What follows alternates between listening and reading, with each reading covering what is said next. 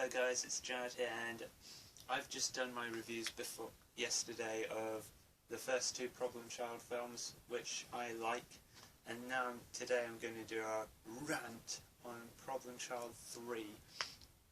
Yes, so some people might not even know that the third one exists. The third one was like a made-for-TV movie, has a mostly different cast. The only two actors who were in all three films are Gilbert Gottfried and Warden, although Eric Edwards, who is in the second one, is also in the third one as well.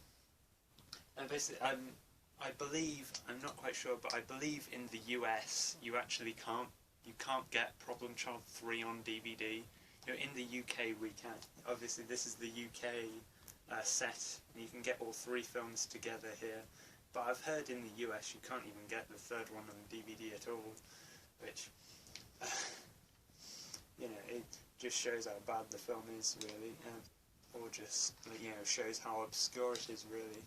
I know in the US you can get like a set which is just the first two films, which are the first two are the two that most people, you know, remember, and the third one's forgotten, but yeah, I'm pretty sure in the US you can't get the third one on DVD. Please correct me if you know that you can get it there, but yeah.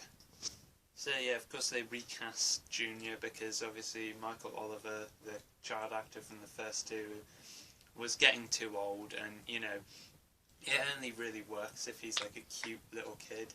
You know, you wouldn't really want to see him when he's a bit older. And they recast Ben. You know, they recast John Ritter. I don't know who the actor is, who they got, and basically the plot is that like Junior joins this like kids group, and where they do like activities and stuff. And I mean, by the way, I actually recognised one of the child actors in this movie, which I'll get onto that in a bit. And yeah, this movie is just garbage. And of course the subtitle is, you know, Problem Child 3, Junior in Love, and you know, there's this girl there who he falls in love with. Also, apparently, like, Ben is single again, which is kind of disappointing, because like the wedding at the end of the second film was really nice, I thought. You know, first off, like, the main child actor who plays Junior is so annoying in this. I mean, like, you know, Michael Oliver as Junior, you know, I found that he was very good at being annoying to the other characters, but I, you know, as an audience member, didn't find him to be annoying. But, you know, I got that he's annoying to the other characters, but in this, the kid is just so annoying to watch. I mean, just from the very beginning when, you know, he's, like, narrating and he's showing, like, pictures that he's drawn, you know, just the way he's like, "Hi, I'm Junior." Oh, he's so annoying. And you know, you have Eric Edwards back as Murph, and you know, he also plays Murph's sister as well. And like, you know how there's like the girl who Junior falls in love with, like, you know, Murph is like kind of fancies that girl as well, and like also Murph's sister kind of fancies Junior. It's like, what? Why are these like grown adults, you know, hitting on little kids? I mean, I know that like the whole point of the Murph character is that he's mentally about the same age as Junior, but I mean, he's a grown adult, and so is his sister. Why are they hitting on little kids, you know? And I mentioned that before, that I actually recognised one of the child actors in this. Yeah, the one who I recognised is the kid who plays like this rich, snooty kid who basically, he like steals, you know, the girl that Junior is in love with.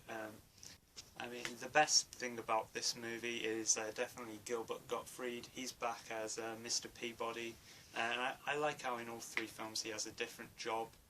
In the first one he was the guy who worked at the orphanage, in the second one he was the principal at the school, and in this one he plays a dentist. And yeah, I don't remember much of what he said, but I remember he was quite funny. I remember like there was one point where he like made fun of the British for having bad teeth because, you know, he's a dentist, and you know, he makes fun of the British for having bad teeth, but I mean, you should be glad, because I mean, we gave this movie a DVD release, and you know, from what I can tell, you can't even get it on DVD in the US, so, you know.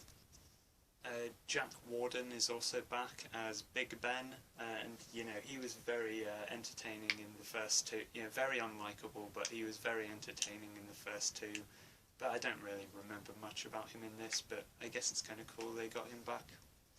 And there's another thing that, like, yeah, it's very famous that, like, in the first two Problem Child films, they used the song Bad to the Bone, and I guess because this third one was more low budget, they don't use the song, but, like, throughout the movie they play this song that's very obviously, like, a rip-off of Bad to the Bone, you know, they rip off the, you know, da-da-da-da-da-da, yeah, the opening.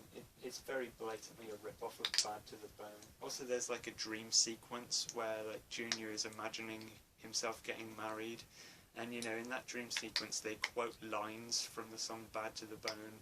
You know, he says something like, "I want to be yours and yours alone," which, you know, those are lyrics from the song Bad to the Bone. It's like, well, you're quoting the song, but he won't put the actual song in the movie.